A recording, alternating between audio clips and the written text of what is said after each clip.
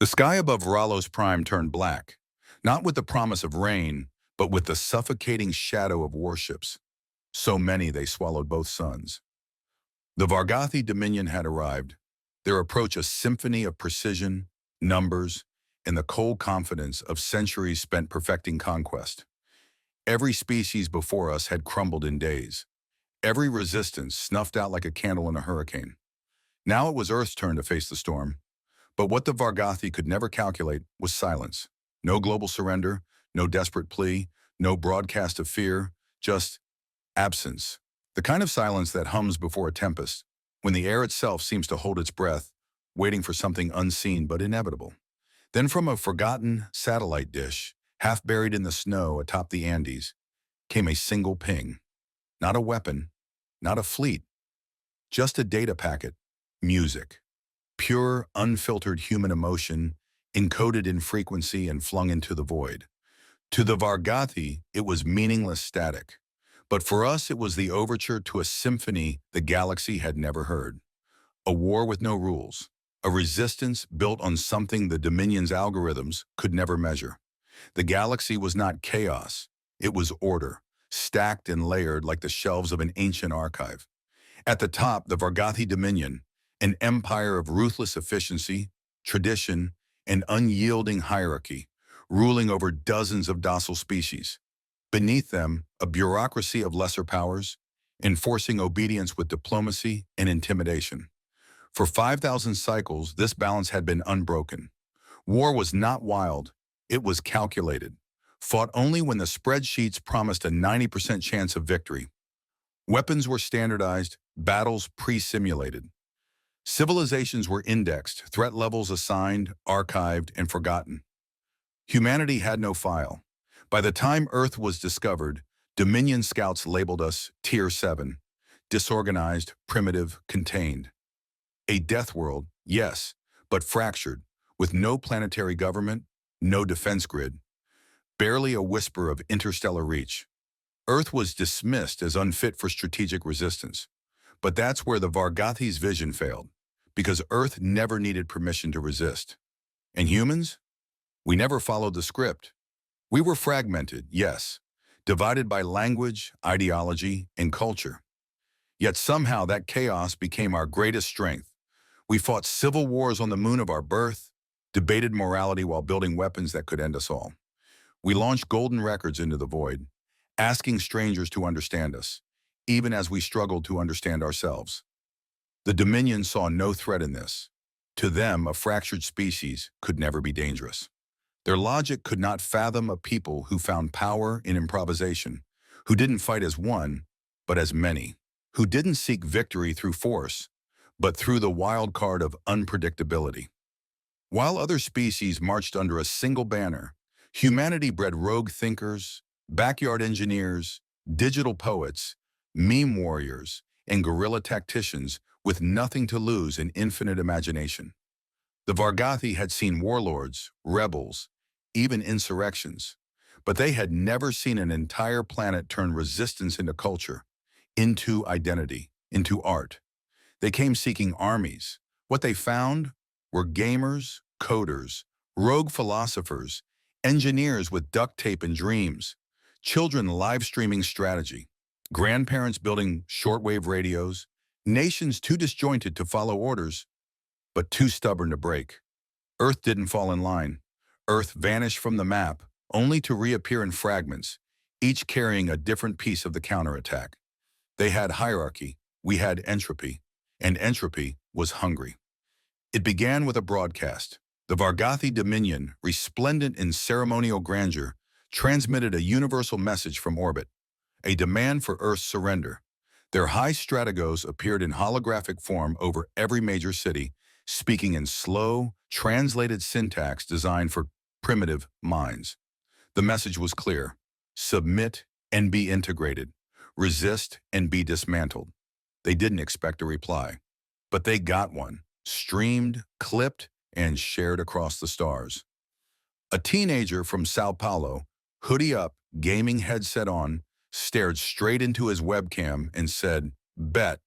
The clip went viral on Earth in minutes, Within hours, it infiltrated Vargathi monitoring systems, translated and retranslated by linguists who couldn't quite grasp the tone. Was it defiance? Mockery? A challenge? No military protocol covered this. Then came the cascade. When the Vargathi landed in Nairobi, expecting instant compliance, they found the landing zone covered in mirrors. Not weapons, not soldiers. Just hundreds of mirrors reflecting the harsh sunlight into their sensor arrays, blinding drones and scrambling targeting systems. In Tokyo, speakers on every corner blasted conflicting frequencies, from whale songs to modem screeches, rendering Vargathi comms useless for 20 kilometers. In Alaska, forests were filled with decoy heat signatures made from space blankets and microwave cans. Thousands of them. The Dominion had prepared for tanks, missiles, and formal declarations. Instead, they faced teenagers launching denial-of-service attacks on logistics, rural farmers blocking convoys with hacked tractors, street artists tagging Vargathi mechs with QR codes that triggered augmented reality hallucinations. But what finally tipped the scales? One Vargathi commander, exasperated by weeks of non-military disruption, ordered a strike on a remote Patagonian village, suspected of harboring a relay. The strike was authorized. Precision fire, minimal damage, or so they thought. Until the next morning, when every Vargathi fleet received the same image. A child holding a handmade sign, in crude galactic basics. Nice try, now it's our turn. No government claimed responsibility. No general issued a statement. No retaliation from orbit. Instead, something worse. Their food shipments arrived tainted, with harmless but infuriating engineered fungi that made everything taste like toothpaste. Their soldiers' helmets began playing remixed Earth pop music during combat. Their translation AIs started misinterpreting civilian chatter, turning sarcasm into strategy and confusion into chaos. What began as planetary subjugation became a meme war they couldn't win. And for the first time in Vargathi history, a military fleet requested psychological support because the humans weren't just resisting.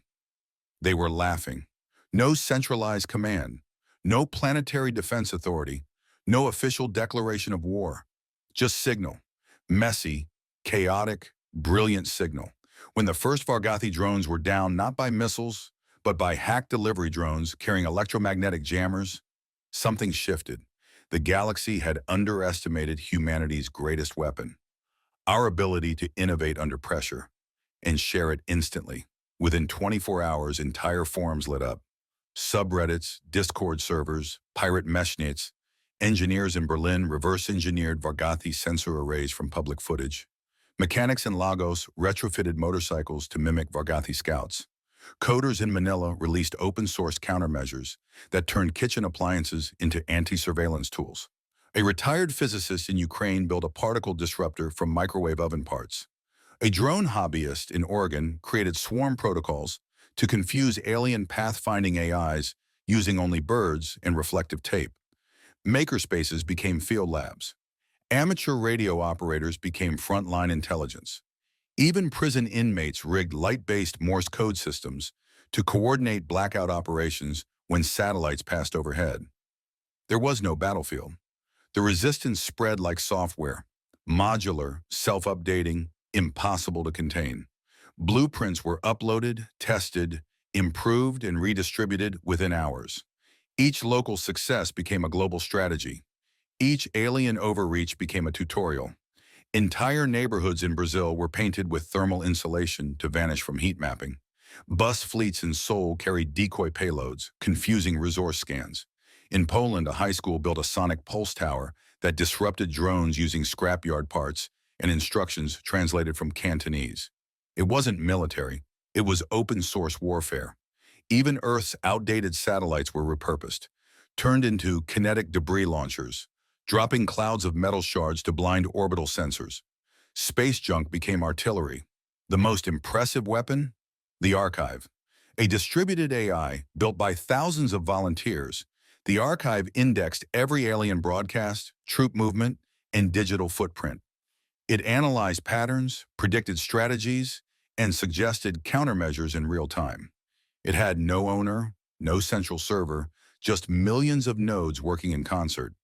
It was fluid, evolving, and above all, human. The Vargathi, used to facing unified foes with predictable logistics, now faced a species that turned disorganization into an algorithm. Every failure taught us faster.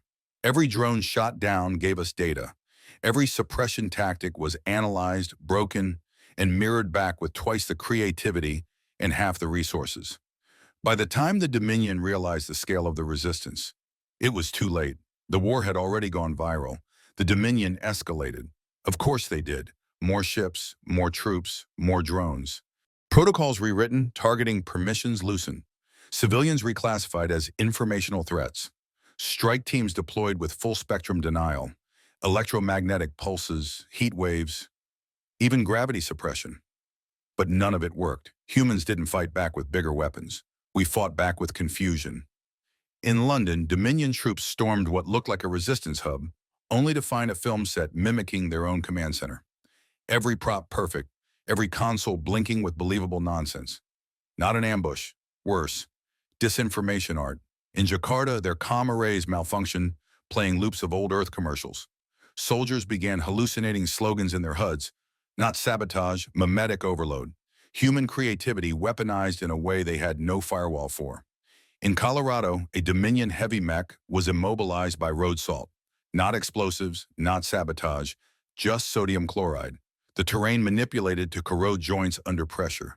It took 3 days to extract them, surrounded, not by fighters, but by pranksters, flying kites made from shredded Vargathi banners. The Dominion's AI analysts struggled. Their threat models had never accounted for this. No centralized leadership. No clear objectives, just resistance as evolution. Each act more bizarre, effective, and demoralizing than the last. Veterans refused orders. Commanders issued contradictory protocols. And then the break event.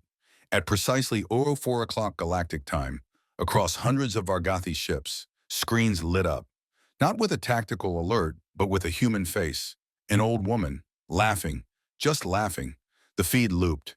No origin could be traced. It burrowed into every system, from battle maps to life support. Ships lost tracking, mechs went blind. Some defense units shut down, unable to distinguish friend from foe. That laugh became a virus. Not just digital, but psychological. Dominion morale plummeted. Medics treated soldiers for anxiety, sensory paranoia, derealization. They called it cognitive collapse syndrome. Because the enemy, humans, weren't trying to win in the conventional sense. We were rewriting the game, forcing the Dominion to question their tools, their certainty, even their own perceptions. On Ralos Prime, a council of Vargathi strategists gathered for an emergency session. They reviewed the data. Every attempt to impose order had bred more chaos. Every push met 10 unpredictable reactions. One general finally said what none dared. They are not resisting us. They are consuming us, turning us into part of the conflict itself. The galaxy's most disciplined army was unraveling, not from superior firepower, but from cognitive dissonance and emotional exhaustion. Humanity hadn't just defied their logic. We'd made them doubt the very idea of logic itself. It happened during what the Dominion projected as their final sweep. They had quarantined Eurasia, deployed full-spectrum jamming, set orbital scans to constant. Resistance was waning, or so they believed. Then over 100 ships detected the same signal. A launch, but not from a missile silo or black site, from Iceland, a repurposed geothermal plant near a fishing village of less than 200. What rose into orbit wasn't a warhead, it was a 10-meter-tall inflatable rubber duck, yellow, smiling, wearing sunglasses. The Dominion froze. Their command AI cross-referenced the object. No threat signature, no radioactivity, no kinetic force, propelled by an old chemical booster wrapped in solar blankets. No explanation, no broadcast, just the duck. Within minutes, every Vargathi channel was overwhelmed. What does it mean? Is it a threat display? Does the duck signify a coming wave? They redirected satellites called emergency conclaves.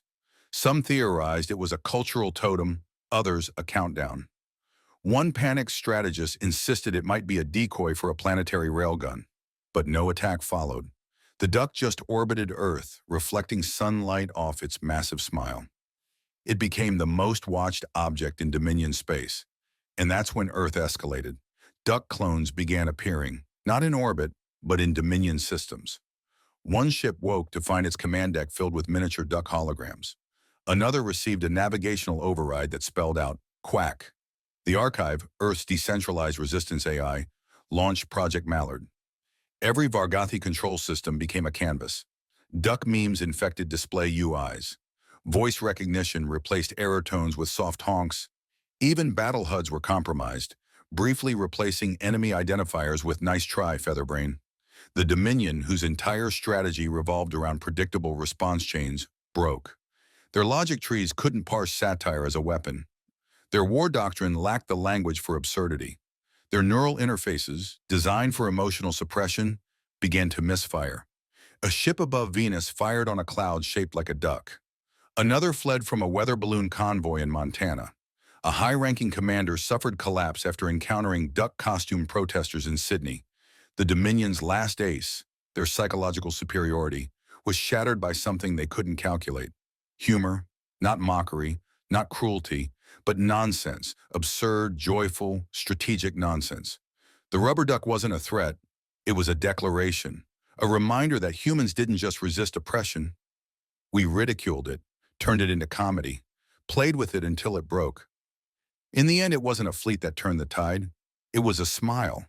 The Dominion retreated, not all at once and not officially. That would have meant admitting defeat by a species that launched a spacefaring duck. But quietly, systems went dark. Patrols vanished. Occupation signals ceased. And across the stars, something shifted. For centuries, war had been math, algorithms and probability curves, chain of command efficiency. Humanity introduced a new variable: irrational ingenuity, strategic absurdity, the weaponization of unpredictability. Now every galactic power watched Earth differently. Some feared us. They called us the laughing enemy and tried to train AI to simulate illogical behavior, a task which failed as the simulators started writing surrealist poetry. Others were curious. Cultural envoys arrived, hoping to study human improvisation, only to leave overwhelmed by open mic nights and Reddit threads. One ambassador fled in terror after learning, "Our greatest philosopher is a sock puppet with 2.3 million followers." But the wise didn't just observe, they adapted. They integrated chaos modeling into doctrine, recruited artists, musicians, game theorists into defense think tanks. One species opened a military academy based on Earth's meme culture. Their first class surrendered to a GIF. Back on Earth, things changed too. Not as the Dominion expected, no planetary unification, no declaration of dominance. Just connection. A new pride emerged. Not arrogant, not imperial, just human. A recognition that our flaws, our messiness, our stubbornness, our bizarre sense of humor were strengths, not weaknesses. Makerspaces were nationalized, not to suppress, but to support. Education blended engineering with improv. Philosophers debated whether the rubber duck was resistance or divine comedy, and in orbit, the duck remained, still circling, still smiling. A silent reminder to the galaxy: you can quantify firepower, you can chart trajectories, you can model every outcome, except the one where your opponent fights you with a prank, a guitar solo, and a Wi-Fi toaster. We didn't win with numbers, we didn't win with force. We won because we never played their game. They had fleets, firepower, flawless plans. We had a rubber duck, 3 memes, and nothing left to lose. Guess who's writing the history books now?